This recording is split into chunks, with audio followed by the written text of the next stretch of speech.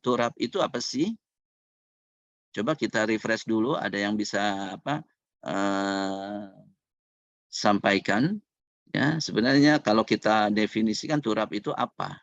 Setelah kita membahas panjang lebar semester lalu ya perbedaan dan persamaan dari turap dan dinding penahan tanah. Jadi apa kira-kira definisi ini? Ya. Nah, di dalam mendefinisikan itu mungkin juga nanti akan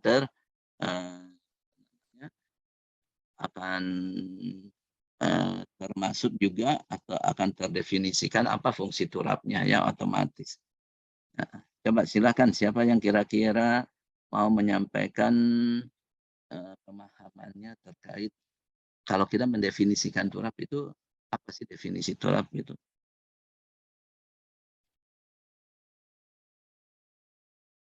Ya, ayo jangan supaya jangan saya aja yang ngomong ya, biar kita ada interaktifnya. Ya, Pak. Ya, Tre apa Safa? Ya, Karena Pak. Tre dan Safa di situ tulisnya. Ya, Pak. Oke.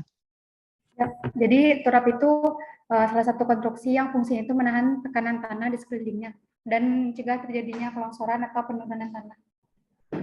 Coba ulang lagi sekali lagi. Turap itu adalah salah satu konstruksi yang fungsinya itu menahan tekanan tanah di sekelilingnya agar tidak longsor. Oke. Agar tidak longsor. Iya, oke. Kemudian ada lagi yang lain?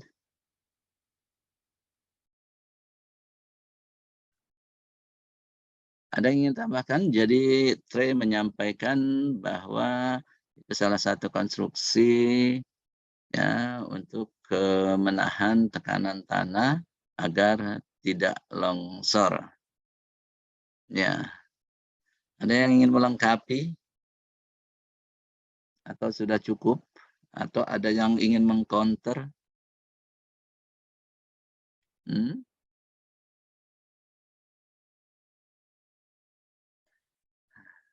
Baik ya, jadi pertama ya di situ ada suatu konstruksi ya benar ya. Jadi pertama adalah turap itu ya itu salah satu konstruksi ya yang tadi yang yang bertujuan untuk menahan tekanan tanah ya agar tidak longsor.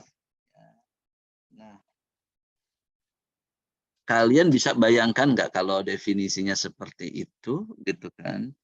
Menahan tanah ya agar tidak longsor, menahan tekanan tanah agar tidak longsor. Tekanan tanah itu kan macam-macam ya. Ada tekanan tanah geostatik vertikal, ada tekanan tanah lateral, iya kan? Begitu. Nah, kalau misalkan definisinya menurut saya ya, kalau definisinya hanya seperti itu, kita nggak jelas ya.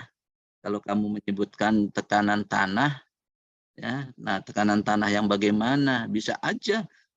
Kalau jangan-jangan kalau tekanan tanah geostatik vertikal, ya kan, bentuknya bukan merupakan vertikal, tapi konstruksinya harus apa namanya? Harus horizontal karena arahnya kan vertikal. Nah, jadi mungkin bisa dipresisikan kalau memang kamu mau menyebutkan adalah yang menahan tekanan tanah lateral mungkin gitu ya Treya. Itu. Jadi menahan tekanan tanah lateral ya agar agar tanah tidak longsor. Sekarang pertanyaannya kenapa kok tanah bisa longsor?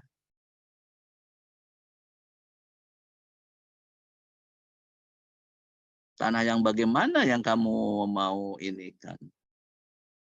Nah, kalau nih lihat ya di daerah pegunungan ya yang lerengnya itu terjal, bisa longsor nggak? Bisa, Pak. Nah, apakah kita taruh di situ turap? Enggak kan? Ya.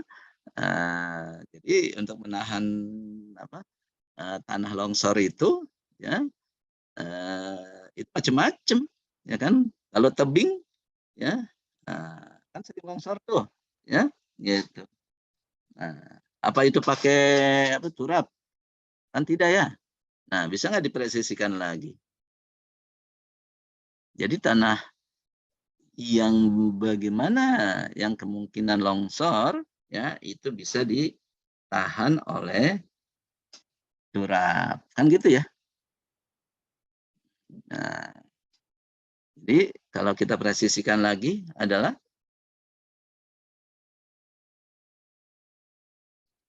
jadi sebenarnya ada keyword-nya ya. Itu keyword-nya adalah bahwa ya kelongsoran tanah yang diakibatkan adanya perbedaan ketinggian muka tanah. Nah, ya kan? Gitu. Itu baru jelas. Itu ya, ada beda tinggi ya. Yang sebelah kanan misalkan tingginya di atas, kemudian yang sebelah kiri muka tanah di bawah. Nah, itu ada kelongsoran. Nah, sehingga di situ apa perlu digunakan turap ya. Nah, jadi kalau kita definisikan adalah apa? Turap adalah suatu konstruksi yang digunakan pada apa? Gitu. Nah, pada kondisi di mana itu adanya perbedaan permukaan ya, sehingga atau ya adanya perbedaan permukaan tanah ya, agar tanah tersebut tidak longsor gitu ya. Nah, jadi ada statementnya ya gitu, bahwa memang tanah menahan kelongsoran, tapi kelongsoran yang bagaimana ya? Kelongsoran yang memang ada perbedaan permukaan tanah. Karena kalau kalian nanti mungkin kalian terinspirasi juga ya, kemarin saya menguji tugas akhir atau skripsinya kakak kelas kalian ya di pondasi. Nah, yang menahan kelongsoran lereng yang terjal itu bisa menggunakan ya, tumbuhan, ada rumput apa namanya istilahnya saya lupa ya, dengan akar-akar rumput ya. Jadi dengan tanaman rumput tertentu yang sekarang dalam penelitian yang dikembangkan, karena rumput tersebut memiliki akar yang kuat ya kan, sehingga kelongsoran yang terjadi pada lereng yang terjal itu ditahan oleh rumput tersebut ya, bukan oleh turap ya. Itu fungsinya berbeda. Jadi fungsi turap itu ya bukan untuk menahan kelongsoran secara menyeluruh ya, tapi adalah kelongsoran yang pada kondisi tertentu ya. Nah, oleh karena itu tadi saya katakan bahwa turap adalah suatu konstruksi yang digunakan ya untuk menahan kelongsoran ya, itu pada tanah yang ya, atau pada kondisi tanah yang tanahnya berbeda begitu ya. Nah, jadi spesifik itulah definisi dan fungsi turap. Oke. Nah, jadi sekali lagi ya, kata kuncinya adalah ya, karena ada dua perbedaan tinggi permukaan tanah, maka akan terjadi kelongsoran. Nah, disitulah fungsi turap digunakan. Begitu ya keywordnya. Kemudian jenis-jenisnya ya. Kemudian yang berikutnya adalah silakan kalau kalian ada yang ingin ditanyakan ya, diklarifikasi, kemudian mau kalian tambahkan ya, itu silakan diinterupsi saja ya. Itu. Nah, kemudian yang berikutnya adalah jenis turap.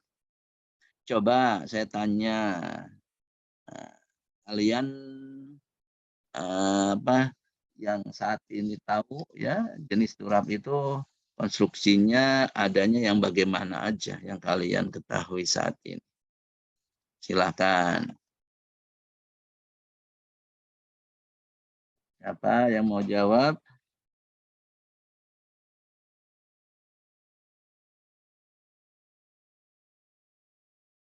Saya Ayo, mau jawab, Pak. siapa nih? Turap itu ada yang turap dengan tiang tegak dan papan turap. Nah, sebentar Terus dulu, sebentar turap yang dulu. terbuat dari deretan tiang-tiang tipis. Sebentar, Turap sebentar. beton. Halo, halo, halo. Halo, Sebutin Pak. namanya dulu dong. Oh ya, saya Akilah, Pak. Oh, Akila, oke. Iya, Pak. Ya. Silakan Akila. Jadi yang kamu ketahui apa? Ada turap dengan tiang tegak dan papan turap. Ya. Turap turap turap yang terbuat dari deretan tiang-tiang tipis. Turap beton yang dicor di tempat.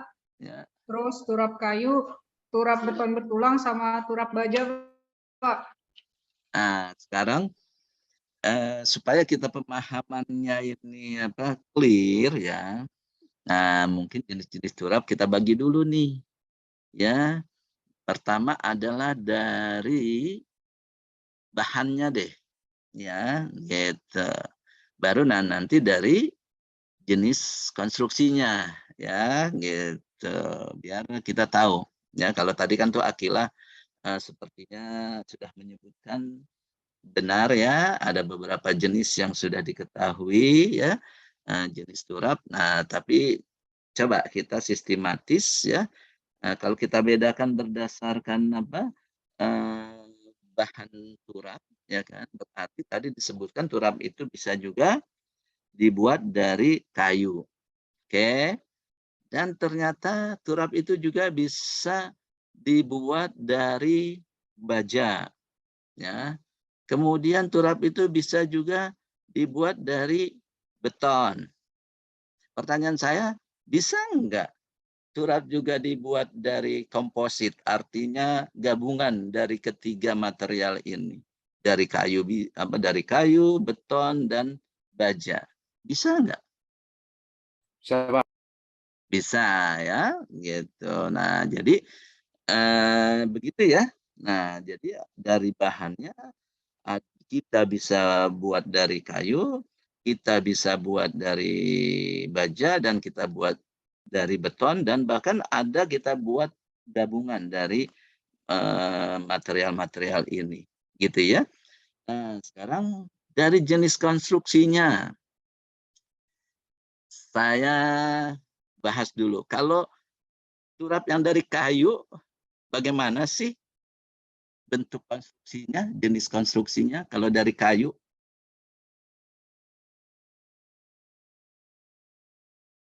Saya tanya dulu nih, kalian praktek enggak?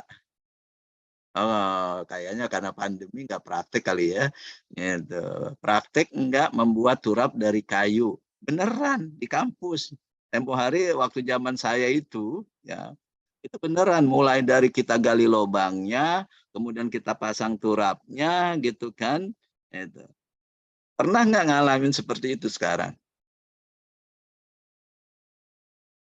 Ada Pak kemarin di bengkel drainase. Di bengkel drainase. Oke, Fania. Coba ceritakan praktek waktu di drainase membuat turap itu bagaimana, Coba? Jadi kalau Ya, di drainase kan udah ada galiannya Pak. oke, Buat yang turap itu jadi kita tinggal pasang kayu-kayu oke. Oke, sama sebelum kamu jelaskan pasang kayunya ya kan, berarti kamu udah ibaratnya udah praktek membuat turap dari kayu kan berarti kan ya. Saya ingin sampaikan ke kalian, ya kan. Tadi fungsi turap kan ya supaya tidak tanah karena ada perbedaan ya ketinggian tanah supaya tidak longsor. Nah, filosofinya, nah ini yang saya akan luruskan supaya kalian itu jangan salah persepsi dengan praktek yang ada sekarang. Ya, kalau sekarang tanah itu digali kedalaman berapa meter, Vanya? kira-kira tanah itu sudah ada galian drainase kedalaman berapa meter? 2 meter kah? 1 meter? Sekitar 2 meter, Pak. Nah, berarti kamu kalau turun ke bawah, berarti kepala kamu nggak nongol ya ke permukaan ya? Iya, Pak. Bener ya, 2 meter ya. Nah, terus kamu turunnya naik apa? Turunnya pakai apa? Pakai Loncat. tangga. Pakai Nah, pakai tangga. tangga, ada yang loncat, ya kan? Nah, saya ajak kalian untuk berpikir. Kalau galian 2 meter, dindingnya tidak runtuh, kenapa kok kalian pasang turap lagi? Justru permasalahannya adalah turap itu ya digunakan pada saat proses untuk menggali. Nah, ya jangan salah paham di sini. Ya. Nah, sekarang saya tanya, kalau udah digali 2 meter, ya kan? Gitu. Apa gunanya lagi ditaruh pakai turap? Udah nyata-nyatanya dindingnya itu tidak runtuh. Oke. Nah, jadi ada 2 fungsi turap tadi yang harus kalian inikan. Bukan penggunaan, bukan fungsi ya, penggunaan. Ya. Memang menahan tanah tidak longsor pada saat ya setelah dibangun konstruksinya yang akan dilindungi misalkan, tapi pada saat menggali tanah itu juga ya supaya tidak terjadi kelongsoran itu harus ada sambil digali sambil dipasang turap. Ini yang tidak kalian lihat prosesnya atau pemahamannya karena apa? Ya, karena kalian taunya tanah sudah digali. Makanya ini harus saya klarifikasi. Kalau dulu kita enggak. Gali 1 meter, pasang turap. Gali lagi 1 meter. Kan tujuan turap itu kalau kita mau menggali sampai 2 meter, ya kan? Itu bagaimana caranya supaya dinding itu tidak runtuh. Nah sekarang kalau misalkan dinding itu ternyata udah digali 2 meter tidak runtuh, apa gunanya dipasang turap? Berarti kan cuma bohong-bohongan, cuma belajar aja kamu. Belajar pasang turapnya, tapi tidak memahami apa fungsi turap itu. Nah ini yang ada perbedaan deh dengan metodologi yang sekarang itu, ya. Itu dengan apa yang diberikan diberikan oleh ke kita pada saat kita ya dulu itu masih dijajah oleh orang luar negeri, ya. Yang artinya adalah dijajah oleh orang luar negeri itu adalah ketua jurusannya orang luar negeri, bule-bule itu. Ya. Nah, bule-bule itu menekankan adalah seperti itu. Jadi bukan kita disuruh jadi tukang gali tanah, ya, supaya kita itu, ya, itu bisa merasakan benar-benar apa fungsi kita membuat turap itu. Nah, jadi kalau sekarang metodenya adalah itu bahwa tanahnya sudah digali, ya, pemahamannya yang saya sampaikan itu ya itu tidak kalian dapatkan kalau saya nggak cerita seperti ini kan, benar ya, kecuali kalau dosennya kemarin menceritakannya harusnya seperti itu, jangan cuma disuruh aja mahasiswanya pasang turap dinilai sudah, tapi filosofi dari fungsi tadi fungsi turap itu dan penggunaannya kalian tidak dapat ya, itu sayangnya ya gitu kalau misalkan dosennya tidak mengatakan seperti itu. Jadi paham ya gitu. Jadi kalian makanya ya kan kalau kalian seperti itu kemudian nanti ya kan begitu kalian jadi manajer atau jadi supervisor di lapangan ya kan, ntar kalian akan lakukan hal yang sama. Ayo gali dulu 2 meter. Begitu gali, belum sampai 2 meter, ya kan, ada runtuh, ya, penggalinya tertimbun. Benar nggak? Kalau kalian filosofinya seperti itu, ya. Kalau kalian nggak nangkap filosofi dari, artinya fungsi dari turap itu sendiri. Ya, jadi fungsi turap itu ada 2, ya kan? Itu pada proses penggalian juga ya kan supaya tanah tidak longsor ya kan tadi kan sudah dikatakan ya fungsinya adalah supaya tanah tidak longsor karena ada perbedaan. Nah, untuk menggali kan selalu ada perbedaan-perbedaan. Nah, dalam proses penggalian itu ya disitulah diperlukan turap. Demikian juga ya yang kedua penggunaannya begitu misalkan ada drainase ya kan, kemudian apa namanya bukan drainase misalkan terowongan yang underpass ya kan sudah terbentuk underpassnya kemudian itu menjadi apa konstruksi permanen ya kan bisa permanen ya kan. Nah pada saat proses itu adalah semi permanen ya karena dicabut lagi. Nah makanya kan kemarin waktu perbedaan itu kan sudah saya klarifikasi turap itu fungsinya bukan hanya untuk semi permanen tapi bisa juga untuk permanen. Semi permanen adalah pada saat proses penggalian ya karena adanya perbedaan tinggi supaya tidak longsor tanahnya ya. Kemudian yang kedua adalah digunakan secara permanen ya untuk ya melindungi konstruksi yang ada di situ ya, apakah itu underpass ya kan atau drainase atau apapun. Paham ya? Nah, sehingga kalau metodenya ini nggak jadi masalah sih sekarang dirubah, misalkan ya udahlah kesian ya mahasiswa suruh gali-gali 2 meter lagi gitu kan kompetensinya bukan itu ya tapi diceritakan harusnya filosofinya.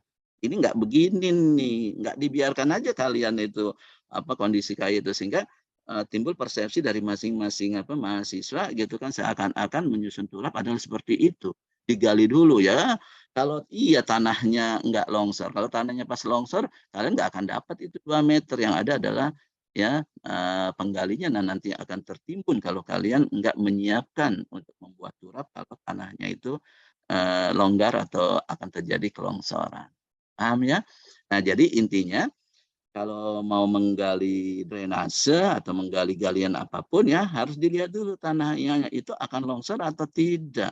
Misalkan saya mau menggalinya 2 meter, apakah 2 meter itu terjadi longsor atau enggak? Berarti apa? Harus diselidiki ya tanahnya, ya jenis tanahnya apa, parameternya apa, ya kan? Kalau terjadi kelongsoran, nggak bisa itu digali 2 meter berpasang turap. Begitu ya. Justru dalam prosesnya ya itu harus ada turap. Begitu. Nah, dengan filosofi yang seperti ini ya kalau tidak dipahami baik-baik atau tidak disampaikan ke mahasiswa ya kan makanya itu eh, seperti nanti kejadian ya kalian sebagai supervisor ya kan nggak memahami bawahannya ya nah itu adalah akan fatal. Kemudian yang kedua juga ya kalau kalian lihat coba tuh ya di restoran-restoran ya di restoran ada manajernya atau supervisornya ya pada saat pada saat banyak misalkan makan siang gitu ya gitu kemudian banyak orderan ya kan nah si manajer ini cuma teriak-teriak doang hei hei ini bawa nih hei hei ini bawa nih nggak ngebantuin dia ya ya kenapa karena dalam proses belajarnya dia tidak memahami bahwa apa namanya bukan hanya nyuruh bawahan gitu ya nah, tapi kalau dia merasakan oh iya orderan banyak pesanan banyak ya kan karyawannya sedikit gitu kan karyawannya kewalahan nah, dia bantu bukan hanya nyuruh begitu ya nah tapi ya tadi karena mungkin proses pendidikannya tidak seperti itu nggak diajarkan mulai dari bawah ya di saat pada dia praktek untuk bagaimana men-serve atau membawa makanan untuk pelayan-pelayan itu sehingga dia tidak merasakan bagaimana sulitnya dan bagaimana capeknya ya kan gitu. Nah, sama juga dengan pembuatan turap ini ya kan kalau kalian nggak merasakan bagaimana capeknya menggali tanah ya kan dan bagaimana resikonya menggali tanah tadi karena ada kelongsoran ya kan gitu. Nah, itu sama nah, nanti kalian akan berlaku seperti manajernya di restoran yang tadi ya kan hanya ayo apa pokoknya gali gini gitu kan hanya instruksi saja ya kan tanpa memahami ya bagaimana risiko mereka menggali ya dan bagaimana beratnya mereka menggali. Nah, jadi itu salah satu artinya adalah proses metode pembelajaran itu penting ya kan untuk memberi pemahaman hal-hal seperti ini ke mahasiswa. Oke ya. Nah, itu saya perlu sampaikan supaya kalian jangan sampai ini apa namanya, salah persepsi, ya, sehingga nanti kalian nanti perilaku yang salah. Baik, kembali ya. Nah, jadi kalian udah praktek kayu. Ya, nah sekarang konstruksi turap yang dari kayu. Nah, sekarang baru boleh lanjutkan Fanya. Itu kan konstruksi yang bagaimana itu yang kamu buat waktu praktek di ini, konstruksinya bagaimana? Pakai apa? Karena banyak macamnya kan. Nah, saya tanya yang kamu lakukan itu atau grup kamu lakukan itu yang konstruksinya bagaimana? Coba. Ikut nggak? Ikut masa nggak? Ikut, Pak. Nah, coba. Nah, urutannya gimana? Pertama, apa dulu? Yang gimana? Udah lupa.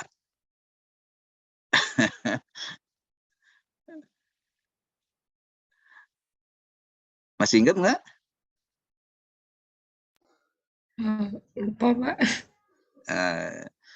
Coba dibantu yang kelompoknya Fanya kemarin. Nah, masa belum keluar Politeknik udah lupa? Ntar kalau ini gimana? Kalau instruksiin ya tadi gitu kan, tukang-tukangnya ntar dibohongin sama tukangnya gitu kan. Akhirnya turapnya nggak bener. Ya. Akhirnya ini.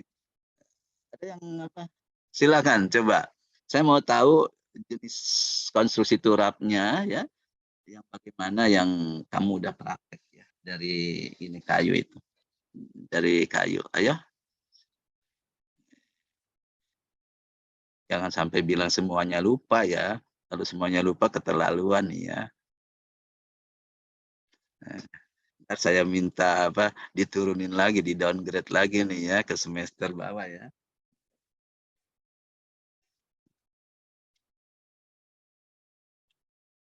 Ada? Kemarin sih, seingat saya pakai bambu ya, Pak. Nah, Itunya. pakai bambu, bambunya dipasang vertikal, dipasang horizontal.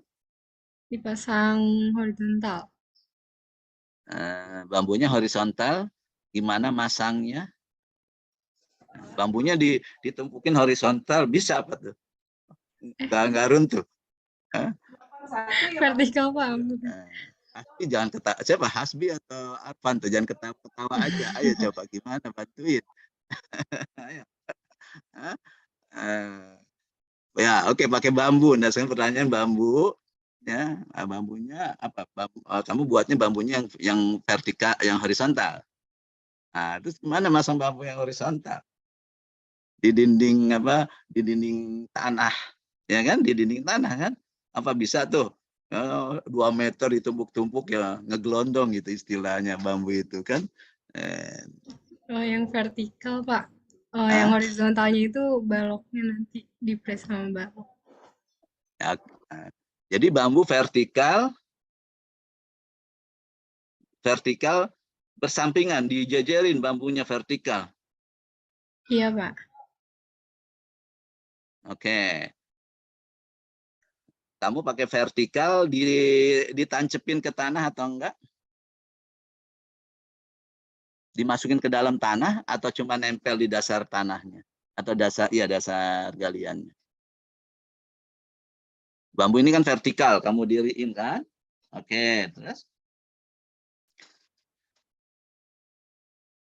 Seingat saya sih cuma nempel ke tanah aja, Pak. Oke, cuma nempel ke tanah. Kemudian yang vertikalnya kamu pakai apa? Maaf, yang horizontalnya. Yang horizontalnya pakai Batang balok. horizontalnya pakai balok. Iya. Nah, baloknya dipasangnya di jarak berapa meter? Jarak ketinggian berapa meter? Kira-kira?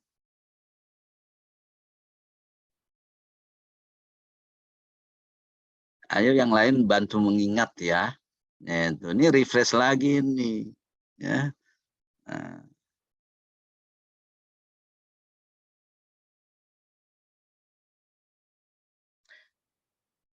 Nih makanya ya, nih adik-adik ya, gitu kan ya, bahwa Saya kadangkala mau terapkan sistem seperti di Swiss ya, yang nanti hasilnya memang benar-benar kalian itu siap pakai ya. Tapi saya mikir ya kan, jangan-jangan banyak yang nggak lulus nanti ya. Gitu. Sistem di Swiss itu, kalian sekarang semester berapa nih? Semester 5, Pak. Semester 5 ya. Nah, semester 5 itu ya. Nah, jadi kalau dulu itu ya, itu ada namanya 1 tahun ya. Oke lah semester 5 ya, gitu. Nah, kalau dulu ya di Swiss itu misalkan 3 tahun ya, kemudian 1 tahunnya itu pendalaman, jadi apa, konsentrasi yang apa namanya, dipisahkannya itu di semester 5 atau semester 7, 8 ya. Maaf, semester 5 dipisah antara ya tadi konstruksi gedung, konstruksi sipil ya, kemudian yang lainnya lah. Tapi mereka apa di Swiss itu cuma ada 2, konstruksi sipil dan konstruksi gedung, sama kayak kita ya. Tapi kita kan dari awal. Nah, itu sistem yang menurut saya di kita itu apa, agak kurang ini gitu kan ya. Karena prodi itu udah dimulai, berbedanya adalah dari semester 1 ya. Kalau di sana teknik sipil itu adalah semester 1 sampai semester 4 ya, itu sama. Kemudian 5, 6, 7, 8, nah itu baru dipisahkan sipil atau gedung. Oke. Nah, kemudian ya itu pada saat di semester 4 ya, kalian lulus semester 4, kalian nggak langsung masuk ke semester 5. Tapi ada namanya ujian ya, pradiploma namanya itu. Ya, ujian pradiploma itu ada sekitar 4 mata kuliah dasar yang harus diuji lagi. Jadi ada ujian lagi, cuma khusus 5 mata kuliah dasar. Apa itu? Ya, itu adalah misalnya ya tadi mekanika tanah, kemudian ilmu ukur tanah, kemudian mekanika teknik, ya, kemudian ada matematika, kemudian ada fisika. Enggak, matematika enggak. Ada hidrolik, ya, ada hidrolika. Jadi mata kuliah dasar itu sebelum kalian masuk ke semester 5, ya, untuk konsentrasinya itu dipahami, kalian harus lulus lagi dulu. Ya, hidrolika, mekanika tanah, mekanika teknik, ya, kemudian pengukuran, surveying, ya, karena ini adalah mata kuliah dasar ya yang harus dimiliki oleh seorang teknik sipil ya sebelum dia mendalami masuk sana. Begitu ya. Nah, makanya kalau dia udah lulus itu nanti dia baru masuk ke semester 5. Sehingga semester 5-nya itu mata kuliah dasarnya itu udah refresh lagi. Ya, kalian udah mantap di situ. Ya, nah kalau di kita kan enggak ya. Itu kan enggak ada itu yang namanya pradiplomanya, enggak ada ujiannya, sehingga tadi ya yaitu saya harus harus gimana ya, artinya gitu kan, seperti contoh lah saya mengajar kalian fondasi ya di semester lalu ya, gitu kan. Itu kalau saya mau ikutin ya kan, kalian nggak lulus semuanya tuh di fondasi. Ya tapi saya nggak mau dosa ini hanya ditanggung oleh kalian. Kenapa? Karena kalian itu ya bukan masalah fondasinya yang tidak lulus ya kan, tapi mekanika tanah, mekanika teknik Jadi pemahaman mekanika tanah, mekanika tekniknya, ya, mektek statik ya, statika itu yang nggak paham. Demikian juga hidrolikanya. Begitu. Padahal yang namanya pondasi ya, itu keterkaitan semuanya. Paham ya? Gitu. Nah, jadi sebenarnya ya, ini sebagai awareness saja ke kalian ya. Bukannya saya merendahkan kalian, tapi apa yang nilai yang saya berikan ya kan, itu kalian mohon jangan untuk berpuas diri ya. Itu sebenarnya adalah ya nilai yang bukan sesungguhnya. Ya, jadi kalian harus ini lagi ya. Jadi nilai itu adalah ya yang saya berikan bukan nilai sesungguhnya, adalah nilai perankingan di antara kalian. Ya, gitu. Jadi misalkan kalau ada si A nilainya lebih baik dari si B, berarti memang si A lebih baik dari si B. Ya, jadi saya lebih cenderung begitu. Ya, gitu. Nah, karena apa? Karena tadi, ya kan. Kalau saya benar-benar terapkan, ya itu sebagian besar dari kelas ini nggak lulus itu, ya, itu dapat D semua, ya, yaitu di mekteknya, gitu kan. Nah, di mektek di pondasinya, ya nilai pondasi, ya. Tapi saya angkat semuanya nilainya itu, ya, yaitu supaya kalian lulus. Karena tadi saya bilang kalau saya memberikan nilai yang sesungguhnya, berarti, ya kan, dosa ini, kesalahan ini dibebankan ke kalian. Nah, itu juga nggak fair. Ya. Saya nggak mau membebankan ini ke mahasiswa. Karena itu juga, ya kan, ada kontribusi kesalahan dari dosen-dosen yang sebelumnya. Ya, sehingga pemahamannya masih kurang baik. Kemudian kedua, sistemnya lagi yang tadi saya bilang, tidak kita konfirmasi lagi dengan ujian pradiplom ya untuk mata kuliah itu untuk meyakinkan bahwa kalian itu memang sudah siap menerima mata kuliah yang aplikasi di semester 5, 6, 7 dan 8. Ya, agar kalau kalian begitu nah nanti kalian lulus ya, ada ujian skripsi lagi ya, itu kalian benar-benar siap dan benar-benar kalian menjadi lulusan yang bermutu dan berdaya saing. Ya. Nah, ini saya sampaikan supaya kalian evaluasi diri saja, ya gitu. Nah, karena ini adalah kalian kenapa seperti ini, ya, itu dari sistem dan juga dari kalian sendiri juga, ya, yaitu kurang kritis ya dalam memahami atau menerima mata kuliah yang ada dari dosennya, ya, gitu. Nah, sehingga kondisinya adalah seperti ini.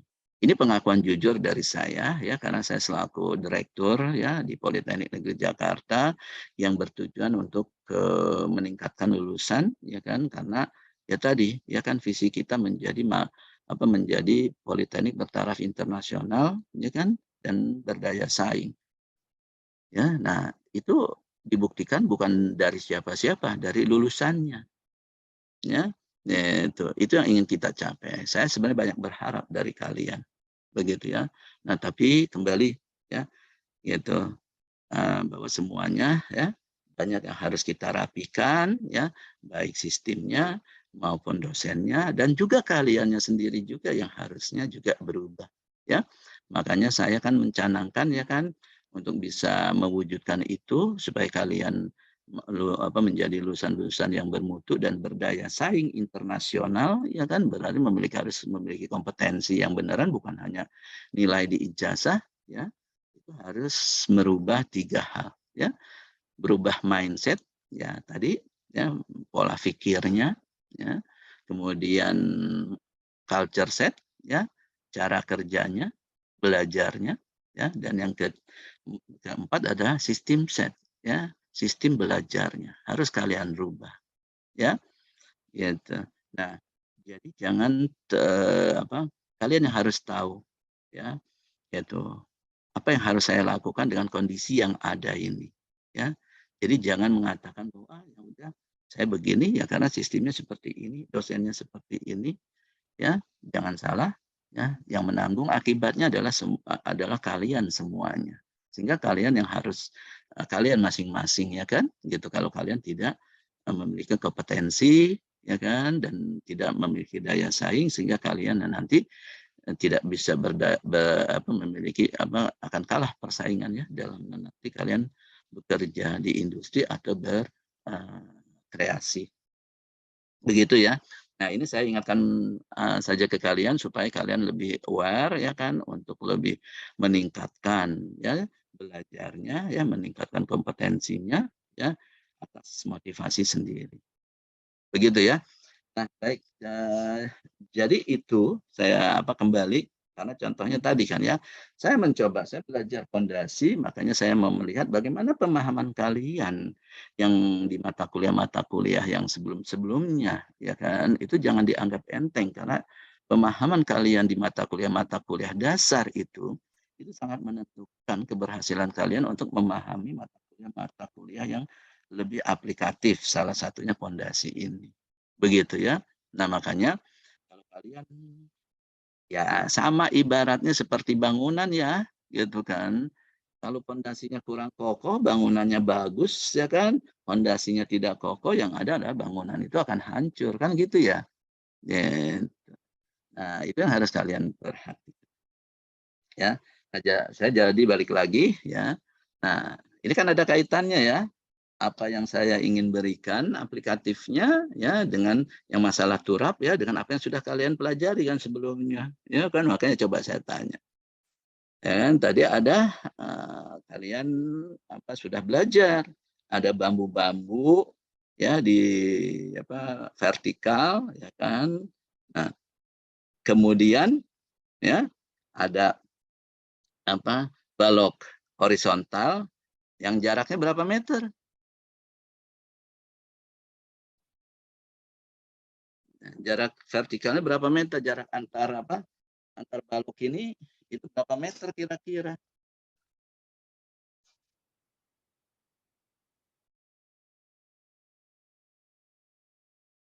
Masih ingat nggak? Ada? 1 meter kah? Nah, sekarang kalau kedalamannya 2 meter, cuma 2 meter berarti kan cuma ada 2 ini kan? Nah, paling juga jaraknya kan antar 1 meteran.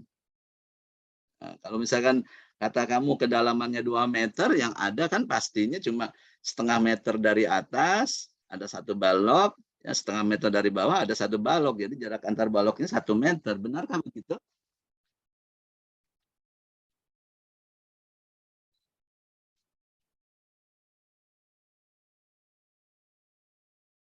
Begitu enggak? Atau gimana? Hah?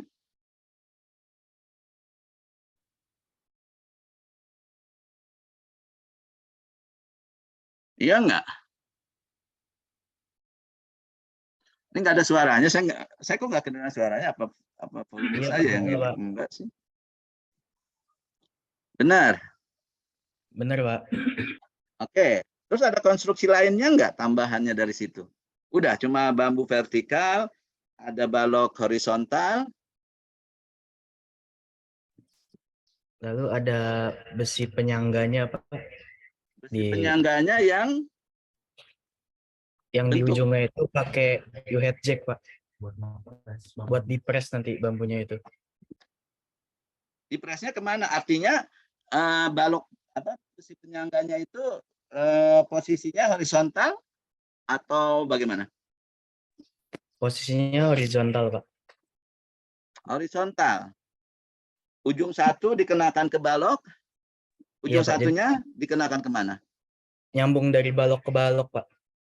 Nah, jadi ada 2 dinding, gitu ya.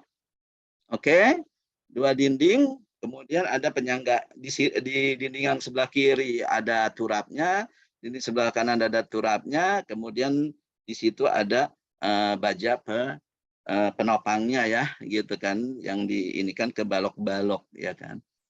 Nah, itu kan pelaksanaannya ya. Saya tanya kalian jarak ukuran bambu, jarak balok tadi, ukuran baja penopang itu dihitung nggak?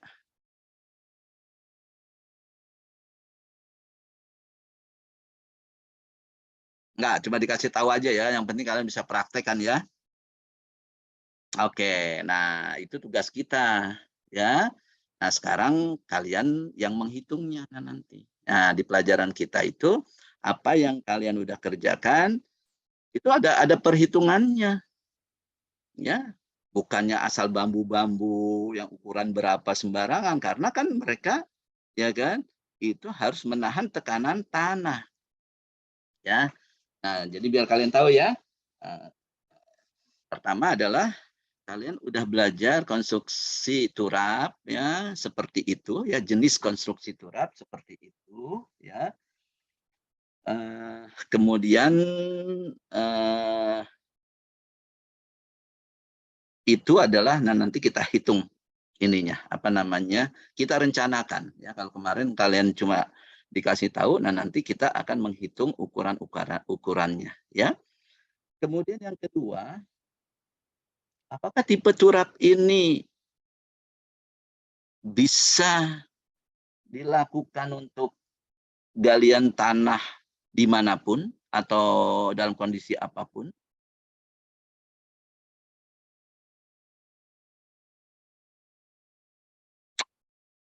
Artinya, maksud saya gini, itu kan kalian fokus hanya untuk drainase, ya, yang dimana turap ini sistem konstruksi ini, jenis konstruksi ini itu adalah dia saling, ya kan, menahan antara dia itu hanya menyalurkan supaya tekanan tanah yang kanan ya dengan tekanan kiri itu saling melawan, begitu kan ya, itu saling melawan. Jadi mekanismenya adalah ya, supaya tanahnya tidak longsor, dia itu memanfaatkan tekanan tanah kanan dan tekanan tanah kiri itu saling menahan dengan menggunakan penopang tadi ya kan.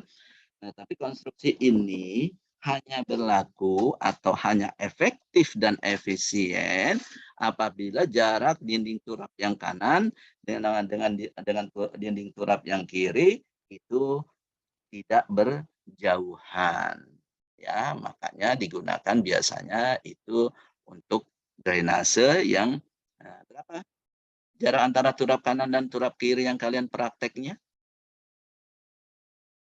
2 meter kah? Atau lebih? Nah, drainase kan paling 1 meter mungkin. Kalian masuk cuma masuk 1 orang. Kurang lebih 2 meter Pak 2 lebarnya. meter, iya ya. Nah 2 meter masih memungkinkan ya kan. Itu. Tapi ya kan, konstruksi seperti ini pun bisa dilakukan untuk pembuatan basement. Coba kalian lihat, ada konstruksinya seperti itu, tapi penopangnya bukan sederhana seperti itu. Ya kan? Ada penopangnya. Ya kan? Nah, yang jaraknya puluhan misalkan 20 meter antara dinding kiri kanan kemudian satu kotak ke basement itu ya kan? Bisa. Tuh dinding turapnya dibuat, kemudian dibuat penopang semuanya itu seperti sarang laba-laba penopangnya gitu kan dari baja. Nah, ini adalah jenis konstruksi yang seperti itu ya. Jadi artinya kan saya bilang ya bahwa fungsi pondasi ya kan adalah sedemikian rupa ya kan supaya seimbang. Nah, di turap ini ya konsep itu atau definisi itu atau pemahaman itu juga berlaku ya kan. Jadi konstruksi turap ini kita buat sedemikian rupa sehingga tanah tersebut tidak longsor, intinya kan gitu. Ya, tanah akibat beda tinggi itu ya tidak longsor. Ya. Nah, ini salah satu jenis ya gitu. Jadi yang bentuk sederhananya ya itu kalian bentuk sederhananya yang kalian lakukan ya. Nah, bentuk yang advance-nya ya, yang yang complicated-nya itu, nah di sini yang mungkin bisa bisa kalian jadikan ya sebagai materi untuk tugas mandiri membuat makalah. Coba kalian cari ya. kalian cari kan saya bilang kan materi tentang turap, ya kan? Nah, cari ini salah satu jenis konstruksi turap yang mungkin bisa kalian jadikan makalah, ya. Apakah turap sederhana, kemudian apakah turap yang lebih advance yang tadi ya untuk basement, ya kan, untuk menggali basement. Nah, itu juga jenis turap. Oke. Nah, hanya itu aja ya kalian prakteknya ya, jenis turapnya seperti itu ya, gitu. Nah, jenis turap seperti ini ya itu bisa juga dilakukan ya kan. Kalau tadi kan kalian tiang vertikal, kemudian ada balok horizontal ya, kemudian ada penopang kan, gitu kan. Nah, tiang vertikal, nah tapi bisa juga ya ada ya nah kita menyebutnya di sini yang bambu yang kalian gunakan itu ya, bambu yang kalian gunakan yang vertikal itu kita menyebutnya dinding turap ya, dinding. Nah, dinding turap yang kalian praktek itu menggunakan bambu satu kalian ya. Kemudian yang vertikalnya ini ya itu adalah penopang ya, itu ya. Nah, kemudian yang besinya itu adalah penyokong begitu. Jadi ada 3 di sini ya, ada 3 bagian dari turap, ada dinding ya kan, ada penopang dan ada penyokong. Oke, ya kan yang kalian praktikannya. Nah, kalau yang jenis kalian itu adalah dindingnya dari bambu vertikal ya. Tapi ada juga jenis lain ya, di mana dindingnya itu dari papan atau dari bambu yang horizontal yang tadi siapa? Fanya ya tadi awalnya kan bilang yang waktu saya tanya, bambunya di vertikal atau horizontal kan gitu saya tanya kan. Awalnya kan dijawab oleh Fanya kan horizontal katanya. Tapi kalau horizontal bagaimana nyusunnya kan gitu ya. Gitu. Nah, itu bisa juga itu horizontal ya, tapi penopangnya dibuat dulu di jarak-jarak tertentu, jarak horizontal. Ya, kemudian penopangnya baru dimasukkan. Nah, gitu. Kalau kalian kan enggak ya, gitu. Didiriin dulu, ya kan? Itu, nah kemudian ada penopangnya. Kalian didirikan, ya, Nah, kemudian ada penopangnya. Nah, ini pun juga, ya kan? Tergantung dari kondisinya ya kan, gitu. Apakah bambu ini bisa langsung ditancapkan gitu berdiri baru penopangnya ya bisa berdiri atau enggak kan gitu ya. Nah, penopangnya bisa belakangan yang penopang horizontalnya. Tapi kalau misalkan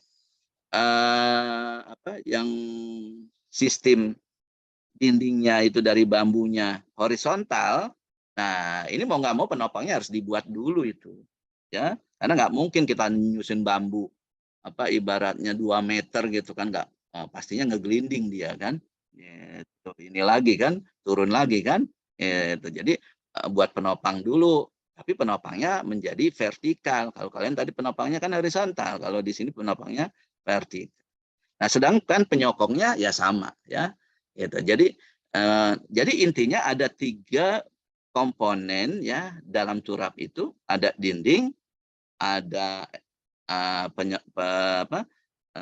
penopang dan ada penyokong. Begitu ya? Gitu.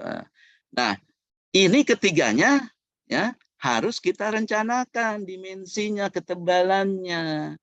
Nah, dimensi ini ya itu tergantung dari besarnya tekanan tanah. Nah, tekanan tanah lateral itu besarnya dipengaruhi oleh besarnya beda tinggi tanah. Gitu kan, makin ke dalam makin besar atau makin dalam ya kan, nah, tekanan tanahnya makin besar ya, nah berarti kita butuh dimensi dari dinding, penopang dan penyokongnya itu juga lebih besar. Nah konsekuensinya itu kalau tadinya kita hanya bisa kalau tadi bisa menggunakan konstruksi dari kayu, ya, tapi kalau udah tekanan tanah lateralnya besar atau beda tinggi tanahnya itu besar, ya, kita tidak bisa menggunakan konstruksi dari kayu. Kita bisa berubah menjadi beton atau baja. Oke. Nah, kalau kita mau pindah ke baja, ya, nah itu kalian coba bisa lihat juga browsing, ya, itu, ya. Nah itu konstruksinya ya mirip-mirip seperti itu, ya. Nah tapi karena baja ini sudah ada fabrikasinya, banyak macam-macamnya, ya, gitu. Nah tentunya konstruksinya juga beda-beda. Oke, ya. Nah jadi kita beralih. Ya, kalau kita sudah tekanan tanahnya besar, ya kan, kita beralih ke baja, ya, gitu.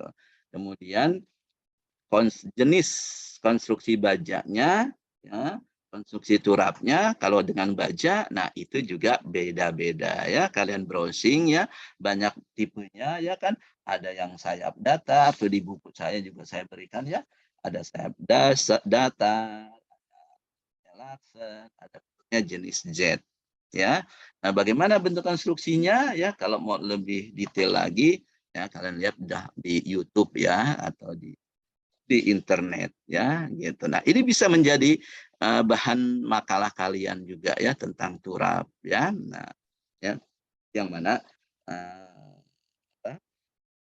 turap dari baja, ya, itu juga banyak jenis-jenisnya.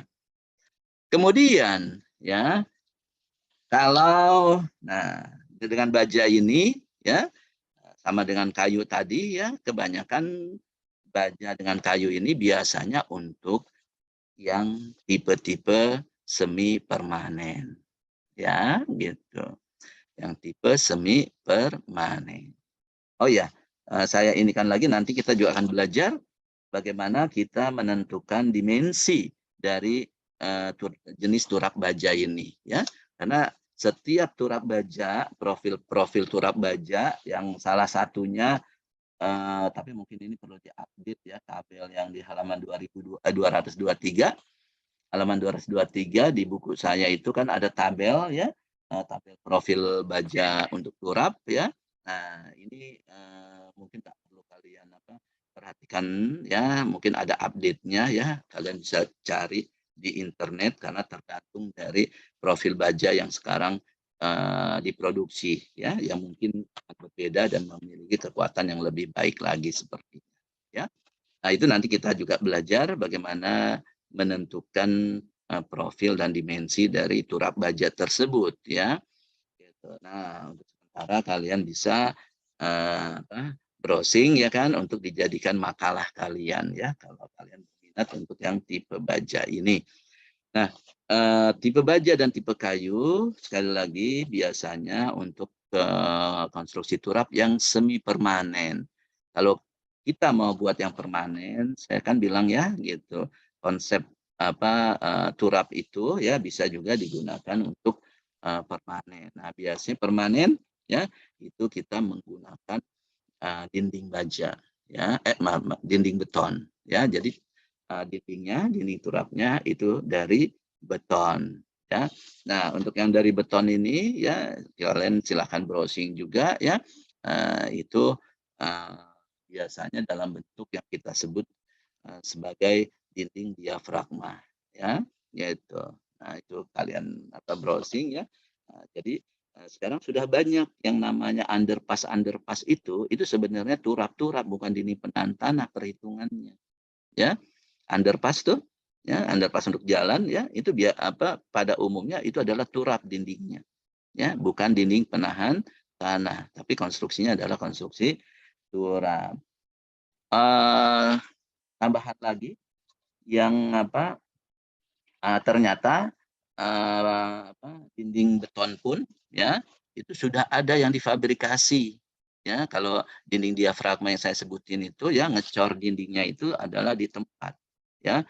Nah tapi kalau ada juga ya dinding beton yang sudah difabrikasi ya gitu. Nah, kalian browsing aja, sekarang sudah ada mirip seperti baja yang tipe Larsen ya.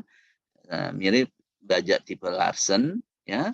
Nah, itu tapi dia dari beton ya. Nah, tentunya kalau kita menggunakan komponen atau konstruksi dari fabrikasi ya, tentunya kalian harus cari daftar ya, daftar kekuatan dari komponen tersebut ya, seperti tadi ya tabel 223 untuk baja ya. Kalau yang untuk beton saya belum berikan. Nanti kalian bisa browsing aja ya, nanti kita sama-sama pada saatnya waktu membahas kita menggunakan dinding beton ya, kita sama-sama lihat ya tabel kekuatan dari masing-masing profil beton turap beton tersebut, begitu ya. Nah, jadi itu adalah jenis-jenis turap ya yang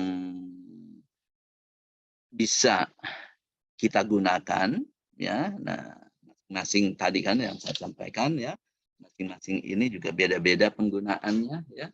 Itu tinggal kita bagaimana kita pintar-pintar ya untuk bisa memilih jenis turap ya yang sesuai dengan kebutuhan yang kita perlukan ya, tergantung dari kondisi tanahnya ya, dari kondisi lingkungannya, dan kemudian aspek teknis dan aspek keuangannya diperhitungkan ya kan, seperti di bab 1 yang saya sampaikan di buku saya. Kita dalam merencanakan suatu konstruksi apapun ya, itu harus berorientasi aspek teknis, aspek ekonomis, dan aspek lingkungan, begitu ya. Nah, itu adalah dari jenis turap ya. Nah, sekarang kita masuk ke prinsip dasar perencanaan dan perhitungan turap terakhir ya. Nah, jadi saya mau share ini ya. Sebentar. Ini masalahnya kabel chargeran saya kayak agak sedikit bermasalah, kadang-kala charger, kadang-kala tidak. Ya, oke. Nah, izin share ya, saya izin share. Mana dia share-nya mana? Share screen. Oke.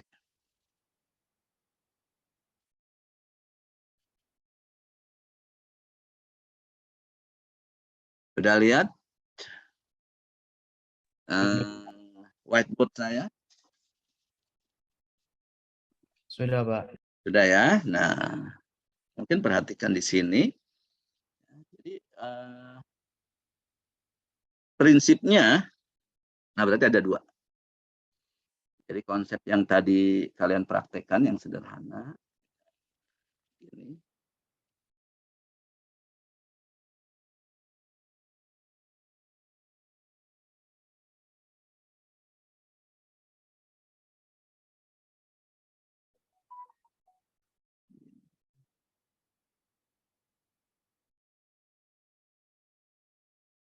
Nah, ini adalah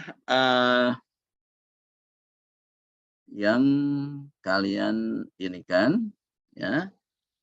Ini turap, jenis turap yang seperti ini ya, yang dia bisa tekanan tanah yang di sebelah kanan seperti ini ya. Ada PAH di sini ya. Gitu. Nah, kembali ya, kalau untuk turap ya kan PAV tidak kita perhitungkan lagi ya, makanya enaknya yang saya ajarkan kemarin ya, kita ngitungnya adalah PAH, jadi cukup PAH ya. Untuk turap PAV itu tidak berperan ya, yang harus kita perhatikan hanya PAH. Nah, ini kan ada PAH juga sebelah kanan ya. Nah, sistem ini ya secara prinsip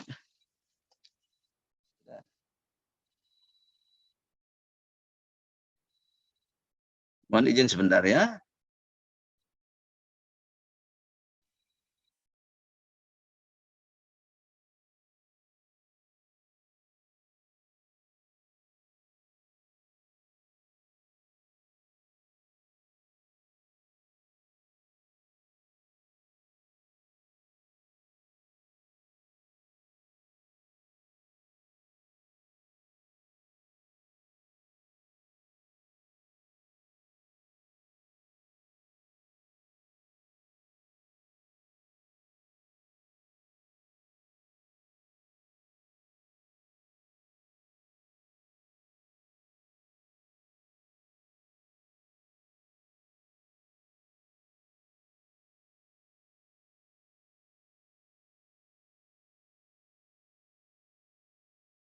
Baik ya. Nah, jadi ini dari perhitungan ya, ini salah satu jenis turap ya, di mana perhitungannya adalah yang menahan turap ini atau menahan tekanan tanah ini ya, itu adalah tekanan tanah yang di sampingnya, yang di dekatnya ya.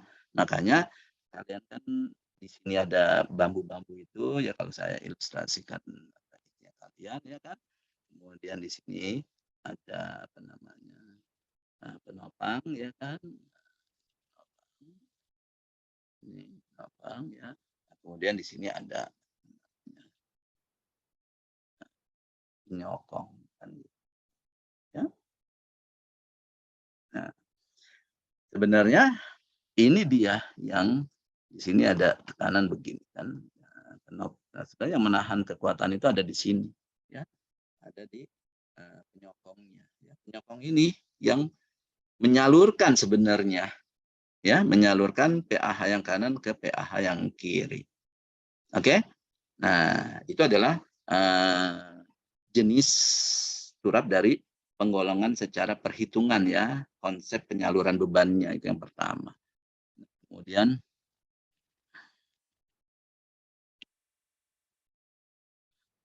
kemudian yang kedua, ini akan terjadi apabila jarak di sini ya akan efektif lah gitu kan, dan efisien kalau B-nya ini ya itu tidak besar ya kan. Tapi ada juga proyek basement tuh yang kelilingnya mungkin 20 meteran atau bahkan sampai 50 meteran pakai konsep ini gitu. Bisa juga. Nah, kemudian yang kedua adalah begini. Nah, kita nggak bisa menyalurkan tekanan tanah yang satu ke yang di sampingnya. Gitu. Ya, ini kondisi kedua di mana tekanan tanah PAH ini ya nggak bisa kita salurkan di sini. Nah, tapi bagaimana cara menahan tekanan tanah ini? Nah, kita menggunakan ini kan, tanah pasif DP ya. Nah, kalau di dinding penahan tanah kemarin ya, kalian kan fokusnya hanya ke tekanan tanah aktif ya, tekanan tanah pasif ya, enggak, perhitungan tekanan tanah pasif itu tidak kita bahas lah ya gitu kan, enggak begitu berperan ya. Nah, tapi kalau di sini tekanan tanah pasif ini sangat berperan. Oleh karena itu kalian harus memahami bagaimana menghitung tekanan tanah aktif dan bagaimana menghitung tekanan tanah pasif. Nah, yang tadi saya sampaikan ya kan, kenapa kalau saya mau ya kan itu semuanya dapat D di teknik fondasi ya kan, karena saya sudah merencanakan dinding penahan tanah, belum merencanakan dinding penahan tanahnya ya kan, atau ada yang dinding penahan tanahnya buat gitu, tapi tekanan tanahnya salah. Iya kan? Itu ya. Sekarang kalian bisa bayangin ya, kalian benar perhitungan apa yang saya ajarkan, perhitungan fondasinya, FK guling, FK geser, FK daya dukungnya, kemudian ya sampai di situ ya kalian benar gitu kan. Tapi tekanan tanahnya salah. Sekarang saya tanya, kalau kalian melakukan itu, ya kan, di lapangan, gitu kan, berguna nggak perhitungan kalian? Kan enggak, tetap aja akan runtuh itu karena tekanan tanahnya salah. Ya, kalau bebannya salah, kalian merencanakannya benar dengan beban yang salah, ya tetap akan salah. Ya, jadi intinya kalau misalkan di lapangan itu nilainya 0 karena sama sekali nggak digunakan. Ya, nah tapi kembali tadi ya, nah, karena saya di proses pendidikan tadi, ya, itu karena kalian memang ada kesalahan, ya kan. Nah, banyak pihak yang terlibat, ya termasuk kalian juga ya, gitu. Ya, di mana sehingga kalian nggak benar-benar memahami tekanan tanahnya. Nah, ini yang saya maksudkan seperti itu. Jadi tolong ya. Nah, ini akibat apa? Karena dari semester 4 ke semester 5 ya kan itu tidak ada ujian ya untuk mata kuliah dasar tekniknya gitu ya. Sehingga kalian tidak siap di sini sehingga begitu masuk kemarinya ya ke aplikatifnya ya kalian paham gitu. Tapi dasarnya itu salah ya. Nah, kembali kemari jadi ada konsep kedua ya kan bahwa tekanan tanah aktif ini ya itu tidak bisa disalurkan ke tekanan tanah aktif di sebelahnya ya tapi dia harus ditahan oleh tekanan tanah pasif ya. Nah, sehingga dalam kondisi seperti ini ya ini kita harus menghitung ya jadi yang kita hitung ya, itu adalah dimensi dinding. Dimensi dinding turap. Kan gitu. Supaya dinding turapnya ini jangan patah. Ya. Dengan adanya tekanan tanah pasif, ya dia harus kokoh. Nih, ini dinding turap ya. Nah, ini dinding turap.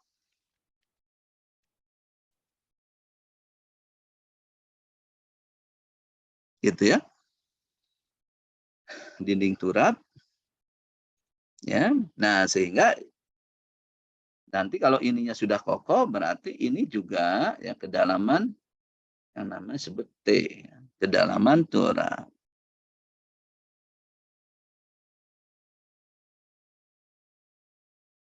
Nah, jadi kalian sekarang tahu bahwa dalam kita merencanakan turap itu ya kita hanya menghitung dimensi dinding turap dan kedalaman turap.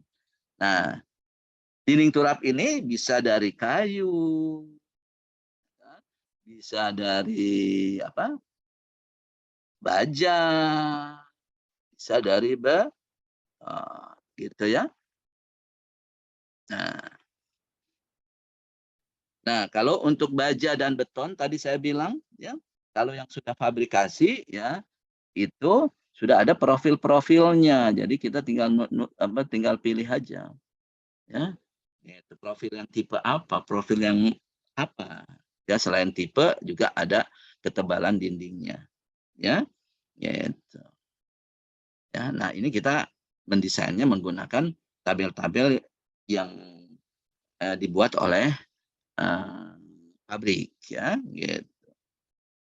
Paham nih? Ya. Seperti ini ya, kedalaman turap. Nah, kemudian ya kalau ternyata ya kita ya dalam kondisi tertentu T-nya sangat besar ya, yaitu T-nya sangat besar ya. Kemudian profil dindingnya juga harus sangat besar diperoleh misalkan dan tidak menurut kita tidak ekonomis ya, kita bisa ya kita bisa menggunakan di sini jangka. Ya, menggunakan jangka. Gitu.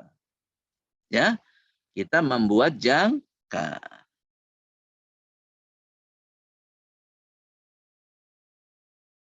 Gitu ya. Nah, jangkar ini sebenarnya di dalam perhitungan itu adalah kita representasikan dengan gaya jangkar S. Ya. Nah, berarti kalau kita menggunakan jangkar, ya, atau kita sebutnya turap berjangkar, ada tambahan, kita harus menghitung gaya S. Ya, menghitung gaya S, di mana gaya S ini kemudian kita gunakan untuk apa? Gaya S ini untuk perencanaan jangkar. Gitu ya.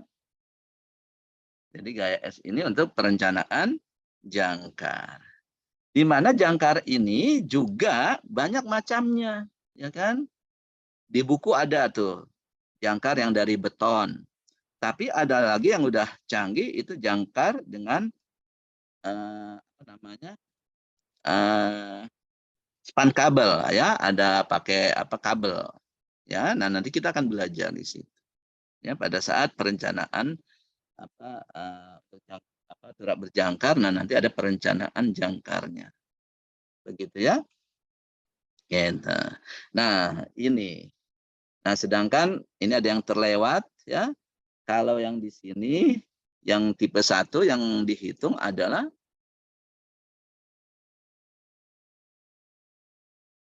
dimensi dinding turap, kemudian apa?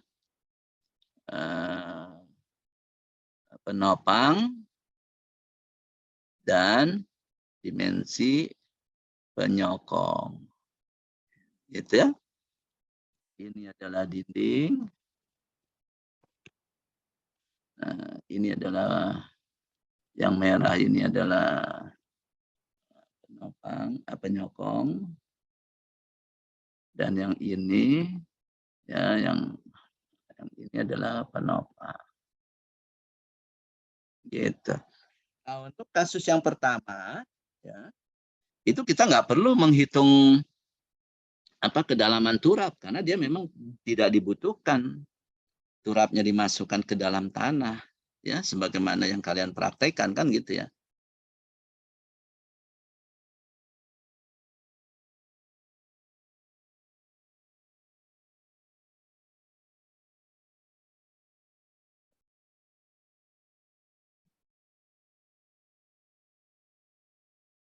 Nah, beginilah kira-kira ya. Itu adalah prinsip dasar perencanaan dan perhitungan turap ya. Jadi dari sisi perhitungan ya atau perencanaan ada 2 tipe ya, ada tipe yang tanpa kedalaman turap seperti ini ya. Itu ada tipe yang seperti ini ya. Sebenarnya kalau saya yang tipe 2 ini ya, sebenarnya saya anggap tipe 3 itu yang jangkar ya. Kalau yang 2 ya gambarnya sama lah, sama ini juga ya. Tapi ini adalah turap berjangkar. Ya. Kalau ini adalah turap cantilever. Jadi ada 3 tipe ya kalau saya mau kita cantilever ya. Kalau mau saya golongkan ya. Kalau tipe cantilever tanpa jangkar ya, tapi kalau dengan jangkar kita sebut turap berjangkar. Dan turap berjangkar ini ya, itu bukan hanya satu, bisa jangkarnya itu bisa kayak gini ya. Bisa banyak. Kalau misalkan beda tingginya cukup besar ya, jangkarnya itu bisa seperti ini. Ya. Jadi di sini ada gaya S1, ada gaya S2, ya kan, ada gaya S3. Paham? Ya. Nah, inilah yang nanti ya mulai minggu depan kita akan belajar untuk mendalaminya ya, untuk menghitungnya itu, dan nanti ada latihan-latihan soalnya juga ya dari sini. Oke, yang sebenarnya udah ada di buku.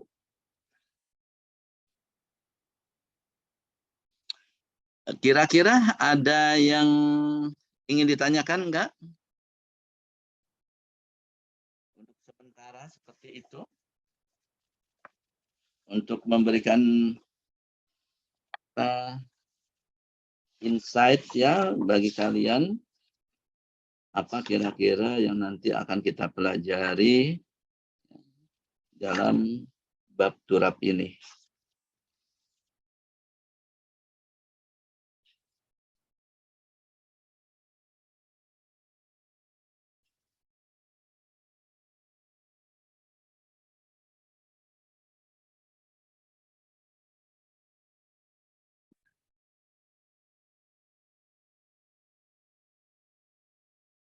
Sebenarnya di buku ada juga ya yang tipe dia itu saya nyebutnya tipe 1 juga lah ya gitu kan. Di buku di mana dia tidak menyalurkan ya. Jadi kalau saya ini kan bahwa tipe 1 ini adalah misalkan kalau tipe 2 kan mengandalkan tekanan tanah pasif ya. Kalau tipe 3 mengandalkan tekanan tanah pasif plus jangkar. Nah, kalau tipe 1 itu mengandalkan penyokong ya, di mana penyokongnya tipe 1A nih misalkan, ini dia tipe 1A ini penyokongnya disalurkan ke sebelahnya. Nah, ada juga yang tipe lainnya ya, ada di gambar kalau misalkan ini adalah turapnya ya gitu. Ini dinding turapnya gini ya. Nah, ini penyokongnya. Nah, ini penyokongnya dikemarikan, kemudian di sini ada ditahan. Dan jadi disalurkan ke tanah, ya, gitu kan, seperti ini. Ada juga yang konsepnya ada begini, ada konsepnya juga begini, ya intinya begini ya. Nah, ini di sini, kemudian di sini ada tanah, kemudian di sini dibuat apa tiang pancang atau apa gitu kan. Nah, dipancangkan di sini. Ya, intinya adalah ditahan oleh ini. Ya. Nah, ini tipe B, 1B, ini 1C. Gitu ya. Jadi intinya tipe 1 ini ya, tidak mengandalkan kedalaman turap ya, tapi ya yang menahan itu adalah penopang, yang mana penopang ini disalurkannya berbeda-beda ya. Ada yang di 1A itu di dinding sebelahnya, kalau ternyata dindingnya nggak berjauhan. Kemudian ada penopangnya ini ya, disalurkan ke tanah langsung di sini. Di sini ada pondasi misalkan, atau di sini menggunakan pondasi juga, tapi pondasi tiang pancang misalkan seperti ini. Ini bisa juga seperti ini, ya. Nah, intinya adalah itu kalau tipe 1 itu yang kita hitung hanya profil-profil penopangnya ini, dindingnya, penopang dan penyokongnya ya gitu. Nah, khususnya yang ini nih yang pakai pondasi nih yang disalurkan ke tanah ya. Nah, pondasi ini juga harus kita hitung itu, karena ada gaya kan yang menahan yang mendorong kemari kan ya. Kalau saya ini kan gayanya ya, sehingga pondasi ini harus dihitung ya. Sama juga ini.